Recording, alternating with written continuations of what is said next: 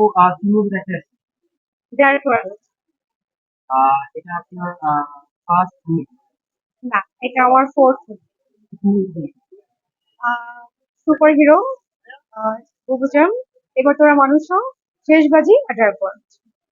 নতুন হিরোর সাথে কাজ করে আমার খুবই ভালো লেগেছে কারণ সে খুবই ভালো মানুষ আর ভালো আর্টিস্ট। আপনার কি পরিচালনা এটা আসলে আশা রাখা যায়, সে তো মাত্র শুরু করলো, তো আমরা সবাই মিলে তাকে সাপোর্ট করলে অবশ্যই সেটা হবে, আশা করি। কেমন লাগছে? কেমন লাগছে? আমার খুবই ভালো লাগতেছে, এখন মনে হচ্ছে আমার ঈদটা একদম কমপ্লিট। আর পরবর্তী কোন কাজ আছে? হ্যাঁ, ইনশাল্লাহ ওয়েব সিরিজে আসতে পারে। পরবর্তীতে আপনার কি মুভি আসছে? এটা আসলে এখন আমি বলতে পারছি না।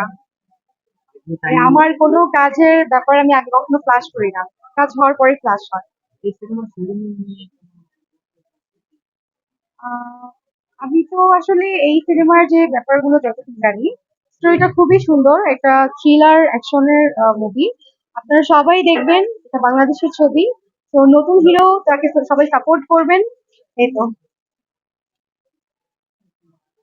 আর আর আপনার কলকাতার নায়িকার সাথে অভিনয় করে সবাই অবশ্যই সেটা একটা দারুণ ব্যাপার। কেমন করেছে? আমি তো আসলে আইটি ছিলাম, অভিনয় ছিলাম না, তো আমি ব্যাপারগুলো আচ্ছা, গাড়োয়ার মুভিটা আপনি মানুষ কেন দেখছেন?